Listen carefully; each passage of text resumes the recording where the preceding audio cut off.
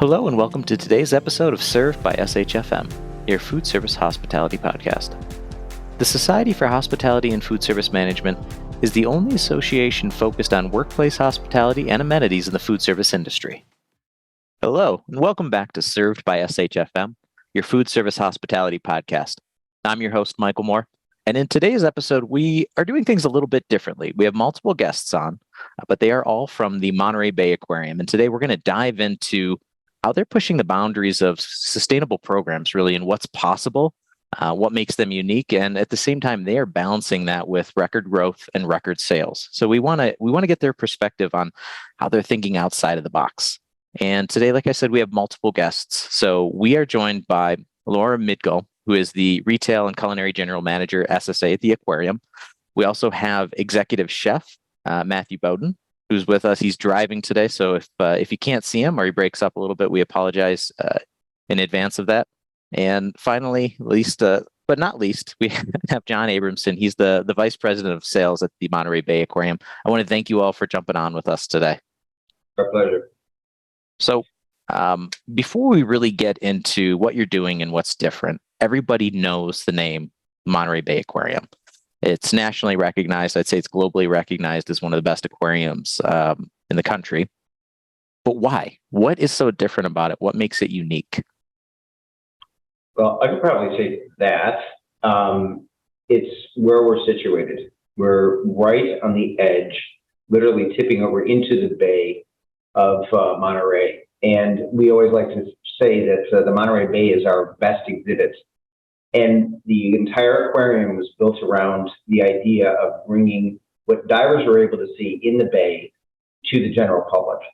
We use seawater straight from the bay, and along comes with that a lot of microorganisms and other small animals that populate naturally a lot of the tanks that we have throughout. And it's an incredible system that goes from one exhibit to the next, and with each one of those transitions has to go through filtration, acidity checks, temperature, oxygen, and many other checkpoints to get to the next exhibit. And what makes it so unique is the fact that what you witness while you're in the aquarium, if you donned a diver suit and went straight out to the bay, would be the same.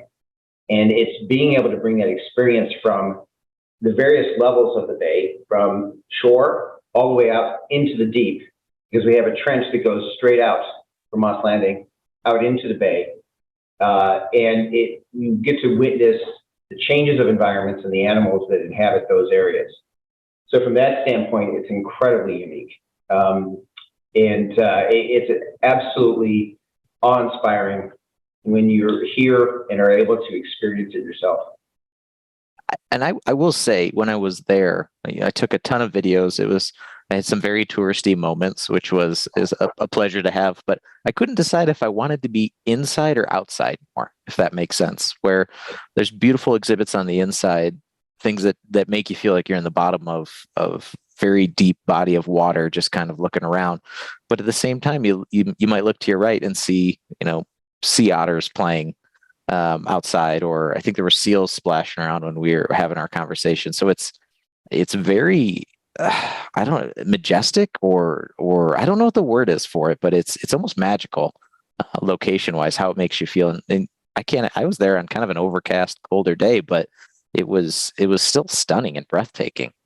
Yeah, I've been here 6 years, and I'm stunned every time I have the opportunity to go into the aquarium right before we open or before an event, when it's calm and you just are able to take in the exhibits, or the sunsets that we've seen outside of our windows has just been absolutely incredible. In fact, those are the most engaging posts that I do are the sunsets from the Monterey Bay Aquarium's Great Tide Pool Deck, which, like I said, is probably one of the best exhibits we have.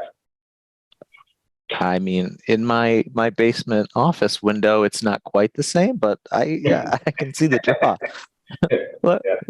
Laura, how did you join this team? How did you join the aquarium? When did your story start there? We started in 2015. Our company came in and partnered with the aquarium for the food service, and we're able to kind of start our program with Chef Matthew and kind of blend in with the aquarium and understand their mission of conservation of the ocean and really become a part of the team, along with pushing and understanding what was important to our client, and really wanted to make sure we were in line, right? So if the guests came through and they felt that calming experience, we wanted to share that. If they felt and they understood the piece of conservation that they were talking about, we wanted to follow in with that as well. I mean, it makes sense. You can't have an aquarium that's based on, conserving all the wonderful things in our oceans and bringing them to light and kind of educating people on how special those things are, and then go eat lunch there and have an atmosphere in our environment that doesn't reflect that seems wasteful or harmful.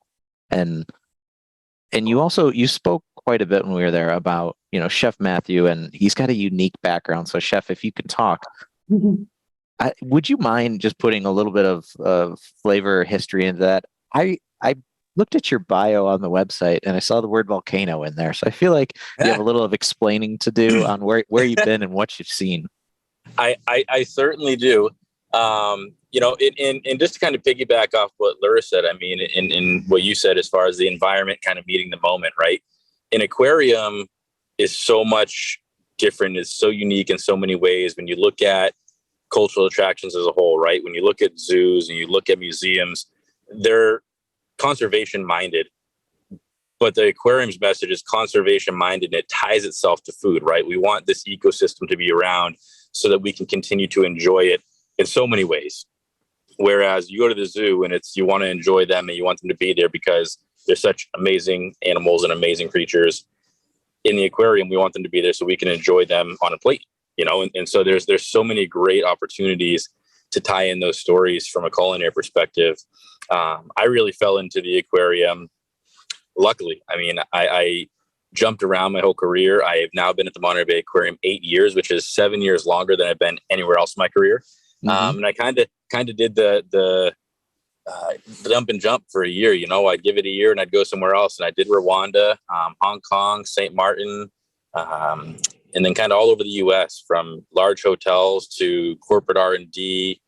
And this has really been a culmination of my work, I think, where I'm able to take my high-end restaurant experience and hotel experience and tie it into a story, right? And I think that's what we always hope people are going to get, is the story. We understand that you're coming there to have fun, to unwind, but we have those little moments in between that we're able to tie people into the story of conservation and the story of sustainability. And when they leave, we want them to ask a little bit more. Like, what can I do? How can I be a part of this? And before we get into the volcano part, which you may have skipped, but I'm not going to let you because I need to know how a volcano fits into your life story. But for those listening that are maybe unfamiliar with how culinary careers often progress, it's not unusual to work somewhere for a year, learn everything that you can or as much as you can under a talented executive chef, and then move on to a new opportunity so that you become, more rounded in your approach to culinary, your thought process, your techniques and execution.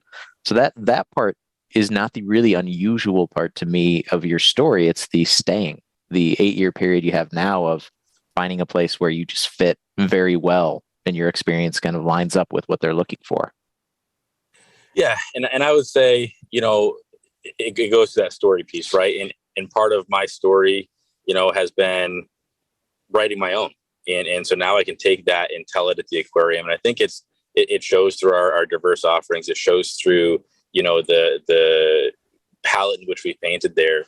The volcano piece, I actually was in Rwanda, in Musanze, Rwanda. And it's actually where it all kind of came together to me, to be honest, from a sustainability standpoint. I had worked for hotels and I had worked for fine dining, and a lot of that is opulence, right? Where can I get my food from? How important is it? How special, how finite is the resource, and how cool is it? And when I lived in Musanze, it became sustainable to find my next meal. And so we would grow our own vegetables. We would grow our own farm animals. We would slaughter our own farm animals. Everything became sustainable, and sustainable was, where does it come from, right? It's where is my next meal going to come from? Where do I get clean water from? And so it was really an exercise for me as a chef on starting from the bottom and working my way up again through a food system. And it was extremely eye-opening from that perspective. And speaking of water, I mean, this whole portion of the journey of sustainability at the aquarium, in our conversation, Laura, really started with a bottle of water, right? Yeah, we definitely had some challenges with choosing the best option for our guests. We started with a simple option with no plastic, but we could do better for our guests. And we went through some options that didn't work, and we went through some options that did work, and finally settled on a 16-ounce amazing aluminum can that seems to fit everybody's need at the aquarium, including moms and children, you know, all the different people that we cater to. And so maybe I'll backtrack a little bit, and maybe I skipped it. So your early conversations were talking about how food service can better reflect the initiatives and the values of the aquarium and sustainability. And so what did you decide in the beginning was kind of your most important goal to achieve in sustainability? Was it going plastic free, or was it something else in the beginning? Really understanding our partners and our options, right? So you have to know kind of what's out there, but definitely our main goal was to get plastic free in that cafe. Most importantly, what our ability to recycle, what our ability to, again, going down to those basic pieces, what can we recycle in our community? What can we repurpose? What can we reuse? All of those options came into play when we started building kind of that plastic-free area. And so you focused, maybe was it the first step was just say, let's start with this water bottle. We need to take something as simple as a bottle of water and start with a better option, or find a better option. And how many iterations did you go through? Was it we just found one and we're good, or was it a challenge? I think we went through 5-6 different bottles before we found the right one that worked for our guests and our facility. Definitely, it was one of those easy moves, right? It took some time, but it was something that we could do to make a difference. Yeah. And John, what was your thought, during this when, the relationship's maybe newer and they're working towards sustainability and you're cycling through water bottles? Was it, are we going to be able to do this? Or what did the aquarium kind of view this trial and error process as? No, I think the fact that we had a partner that was willing to go through the journey with us to achieve the goals that the Monterey Bay Aquarium has. So, reducing plastic pollution in the ocean is one of our top strategic goals. Minimizing, our CO2 footprint. So that means buying more locally. All of our wines are local. We have in the aquarium, and these goals that we have mean that there are massive changes for a contract feeder to be able to adopt, right, on a mass scale. And the fact that they're willing to do so was everything. So, having the ability to get to the right answer is just part of the process. So we were very happy to see it. And Laura, what is the ultimate goal of the cafe, of the food service operations part in terms of sustainability? Where do you want to be in, say, 2 years, 5 years? Do you have that mapped out, or is it an evolving process? I think it's always evolving, right? So Chef Matt will find salt. I don't know if he wants to talk about that a little bit, or some amazing partners that kind of come out of nowhere, to be honest. Let's talk about salt. Yeah. Chef Matt, let's talk about salt. Yeah, I mean, let's do it. The entire program is for us from a sustainability standpoint built around incredible partnerships, right? And so whether it's our water, like Lura said, with Crowdsource, I mean, these guys just became acquired like 3 days ago by a company that they're working on solar water sourcing. So they literally pull water out of the air through solar panels. And so no longer are they going to need to take from rivers and streams. It's going to be solar panel sourced water. And so when you start looking at a partner like that, where you could potentially be sourcing water at the site where you are, like it's people like that we're trying to partner with to tell the story.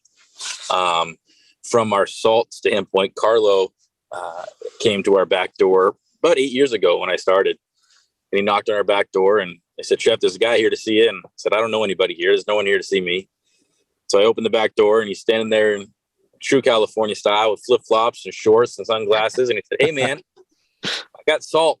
I said, "Where?" He said, "In this 5-gallon bucket." I said, "Okay." He said, "You want to buy it?" I said, "Absolutely not."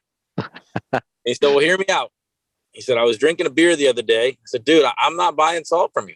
And he said, "Well, hear me out." He said, "I was drinking a beer down in Big Sur and a wave hit me in the face." He said, "I licked my lips and it was incredibly salty. So I filled up my beer bottle and I brought it home." I said, "Can't buy salt from a beer bottle, man." He said, "Listen," he said, "I forgot about it.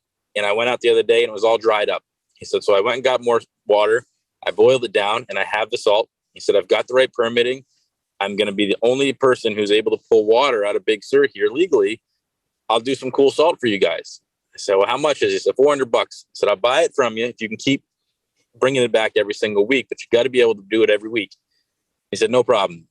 Well, now Carlo is in every boutique store up and down the coast of California. He sells from LA to New York City to Miami, from Thomas Keller to Danielle Boulud. And it all started because he knocked on our back door and we found some cool value in it. Our seaweed is a similar story. Mike Graham, Monterey Bay Red seaweed, used to work at the aquarium as a scientist, decided he was going to start growing red dulse for human consumption.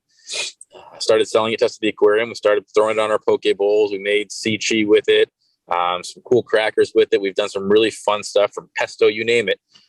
Mike is now the same thing, selling to everyone from 11 Madison Park in New York City.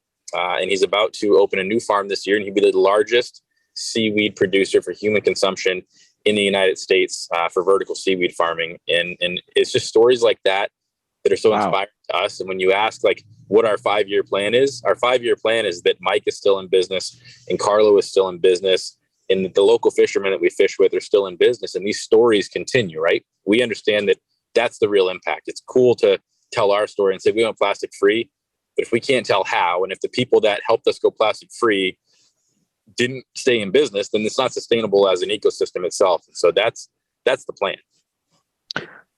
And it sounds like you're creating opportunities for entrepreneurs. You're creating opportunities for small businesses and new startups to really get a footprint. And it is not a free opportunity. You're asking a lot of them. And Lura, in our conversations around retail, most of the time when I'm speaking with a client, we discuss what resources you have available. Well, can you do this, or do you have this in the area?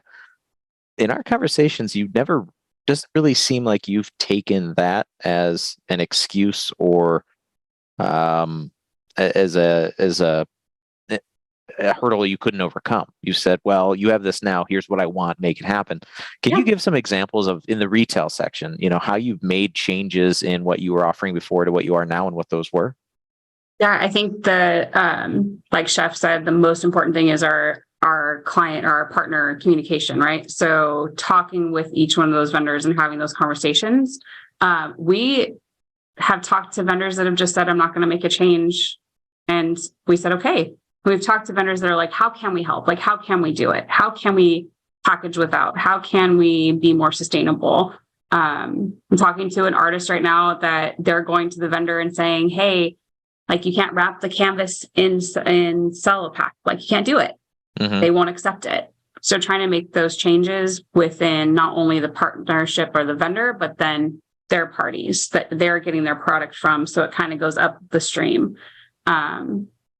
And a lot of people are excited. They're like, "Oh, I didn't even think about that. How can we make that change? How can we not have that plastic produced and brought into our products?" Mm-hmm.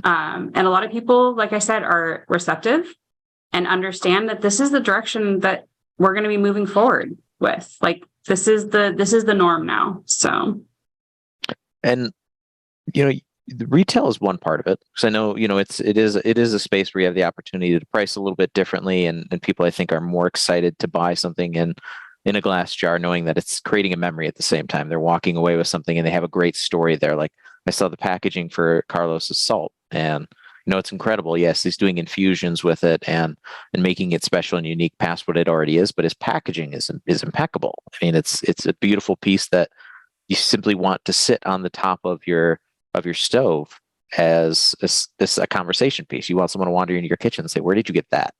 That's beautiful. And I think that's part of the reason you found so much success there. They're beautiful and they're proud. He's proud of that packaging, right? You're proud to have that up on in your kitchen, like you said.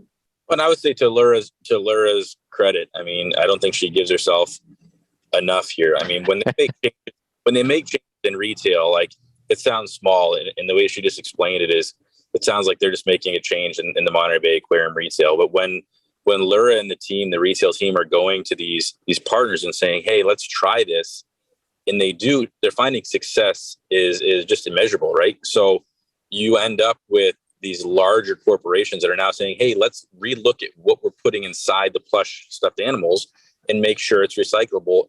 And it's now available not just in Monterey Aquarium, but nationally and worldwide. And so these changes are having a domino effect. And I think it's that power of me, right? Like I'm just one person. What can I do?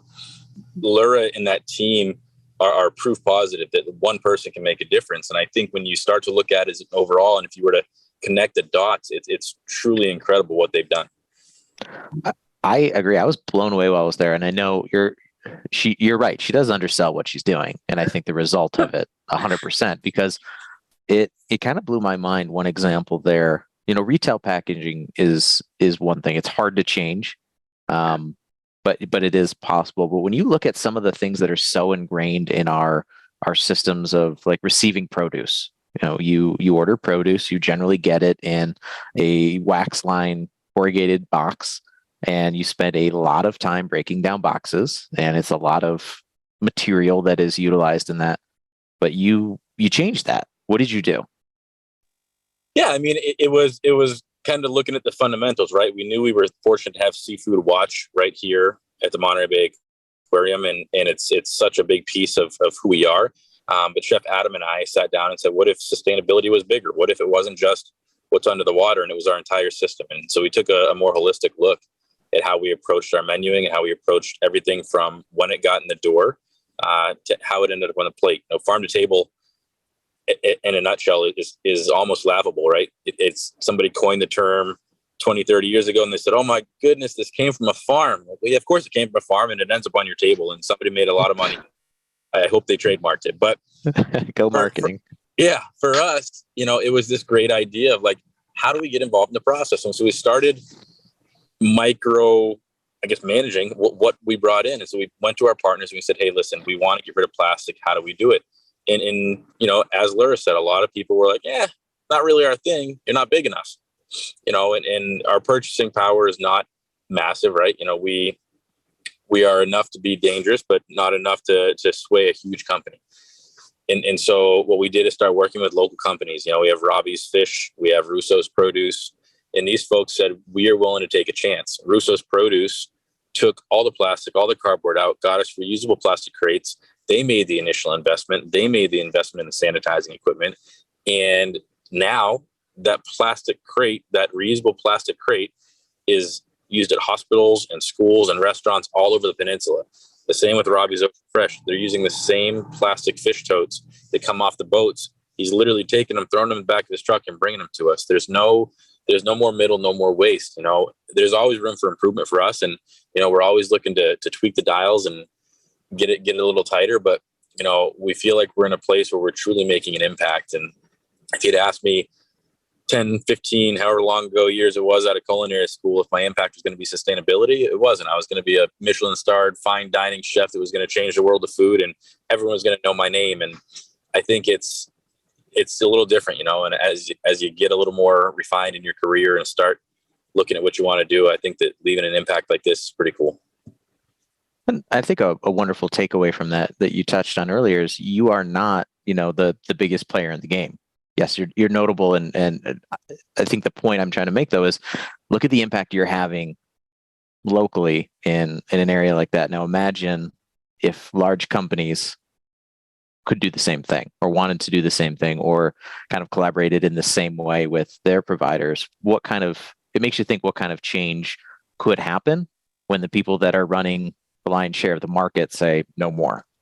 Or, I think it helps to prove the model, right? And that's kind of what we're doing here. And when you look at it on a macro level, like that's really what we're trying to accomplish here, is proving that the model works and showing that, yes, we aren't huge, but we are making an impact, and it does have far-reaching effects. And if you do connect those dots, you realize that it really, really is far-reaching.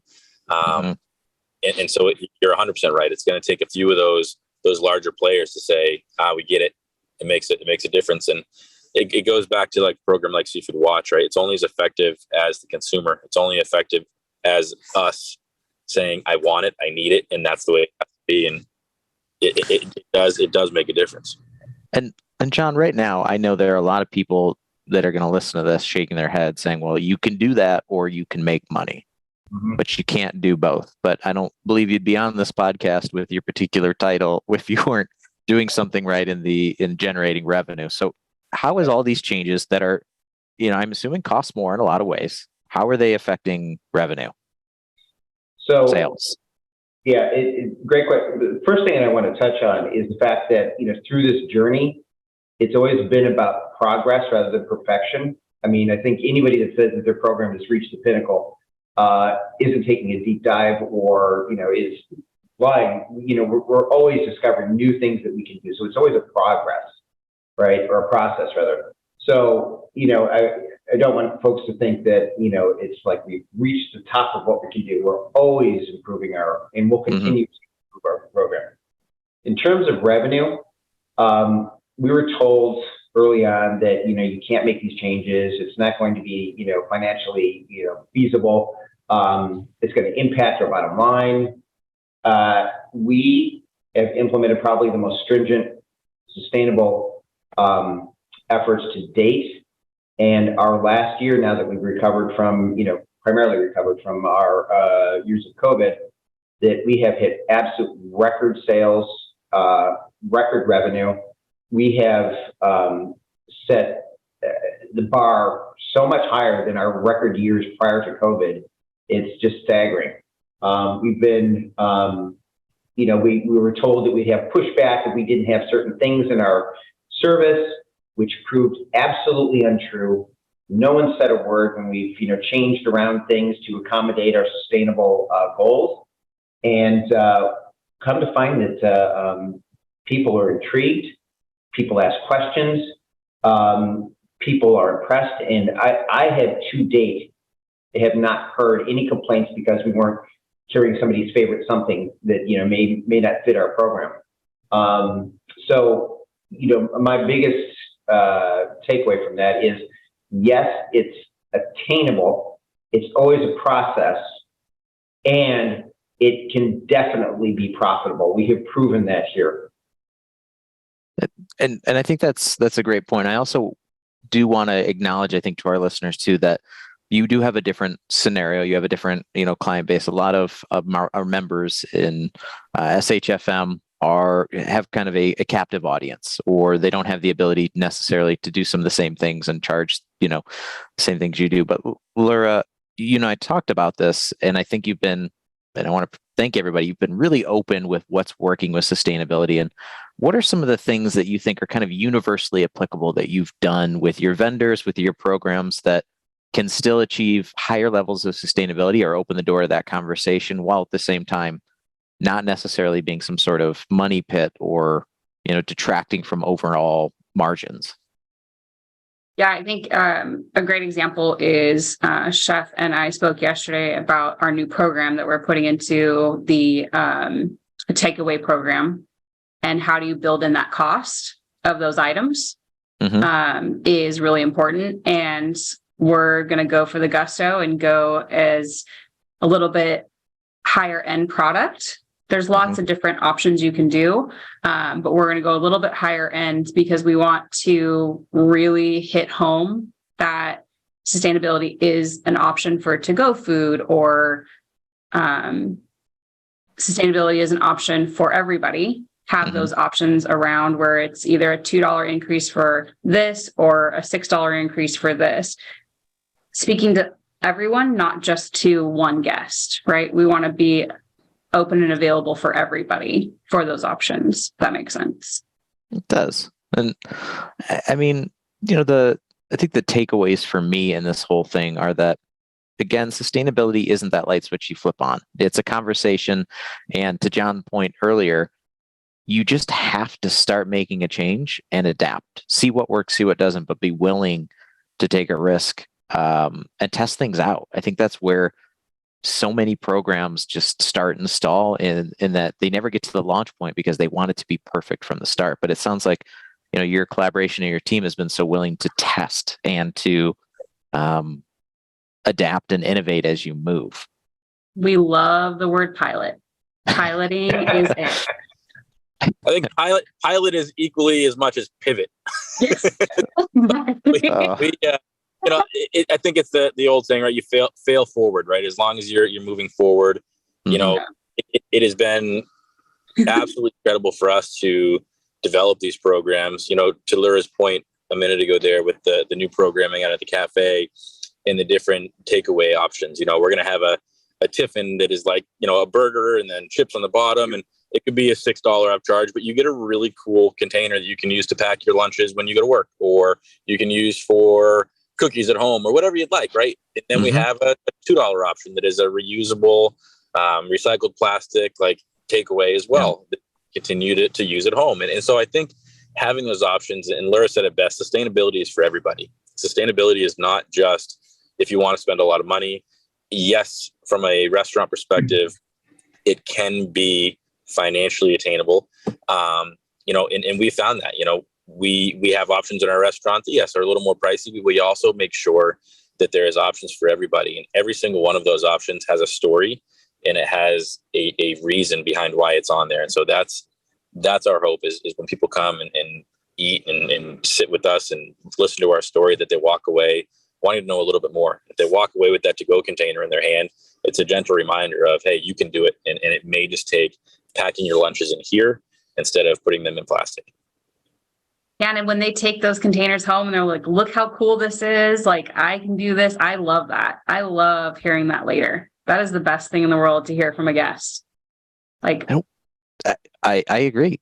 But it's an experience you're building. You are creating something for them where they walk away and everyone wants to know, where'd you get that container? Right. Or, and the next time they take that into work and say that, they've packed their lunch for work the next day, someone asks about it. And oh, I got this at the aquarium. You're creating an experience that goes well past that one day. And why?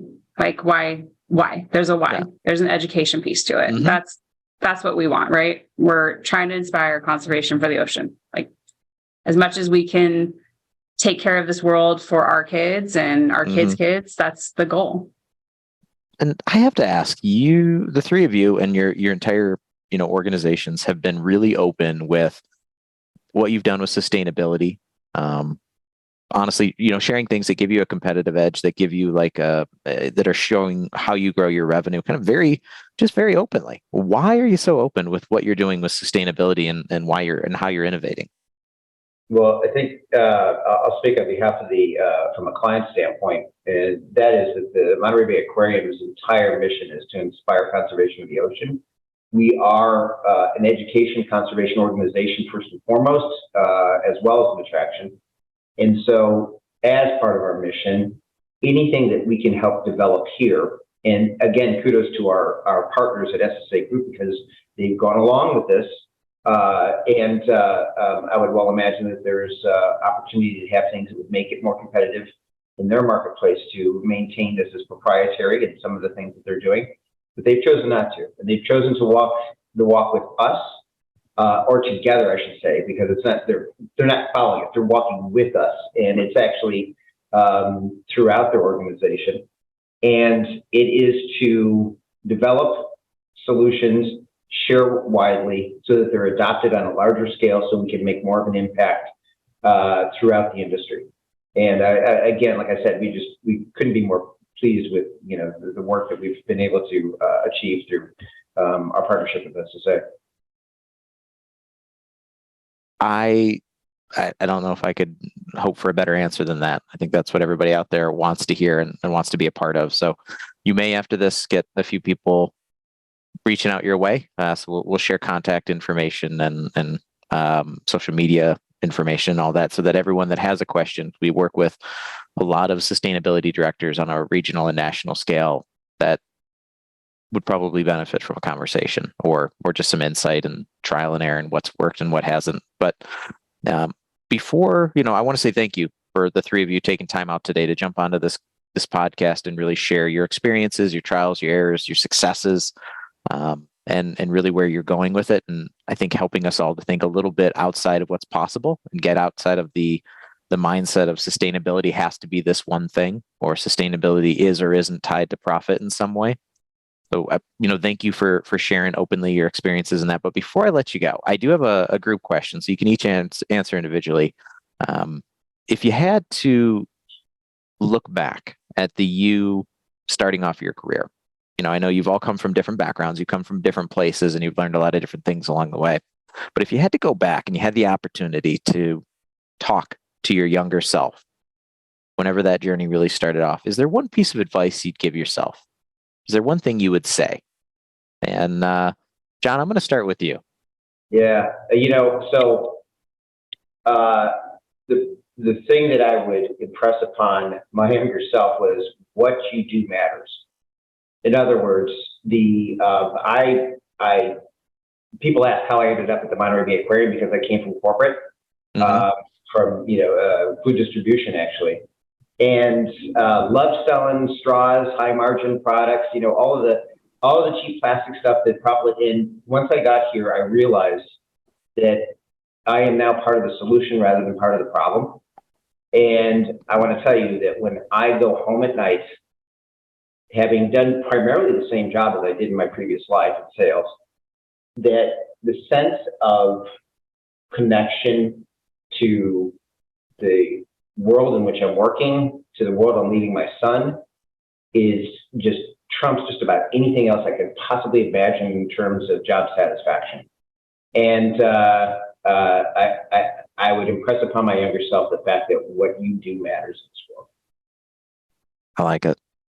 Lura, you're up. I think there's a lot of things that we would all change when we were younger, but I think the most important thing is we really have had, I wouldn't change a lot because what we've done so far, we've grown through. Like I've learned so much from different parts of this community and people that I really like where we're at. I like where we're going in our vision. So it's hard to say I would change a lot. I really, really have learned from a lot of great people. And we had a great time. All right. Chef, we're going to leave you to close on your retrospective and introspective thoughts. What would you say to young Chef Matthew on the top of a volcano, just looking down into the abyss? I would say stay young. I would say, the power of one. I think that is probably one of the most important things that I have learned at the Monterey Bay Aquarium is how much of a change you can make as one person. And I think, we all go into New Year's every year making a resolution and trying to change, and I'm going to lose weight, or I'm going to stop this, or, for me, I think it's making commitment like that, where it doesn't feel like you can do it. You're going to commit to it and then take it a piece at a time. And I truly feel like sustainability is that, it's like trying to lose a little bit of weight. You might make it, then you might gain a little bit back, and then but you stay focused. You stay focused on the goal, which is making a difference, which is doing something better for the environment, and creating a better world than we have when we got here. And I think that the Monterey Bay Aquarium does just that. And being here as a chef, being able to hopefully inspire other people who are listening to this to make a difference. You are one person that can make a huge difference, even though it doesn't seem like it. You just got to put one foot in front of the other and make the change. I think that's a great note and a great thought to end on. So, Chef Matthew, Lura Migdal, John Abrahamson, thank you for jumping on with us today, sharing what you have in sustainability, and for just being open to your experiences and everything that you've done so far. So that's today's episode of Served by SHFM. Thank you, everyone, for listening, and have a great day. Thank you for tuning in to today's episode of Served by SHFM, your food service hospitality podcast. Please keep in mind that the views and opinions expressed on today's episode are not necessarily those of SHFM or any of its members.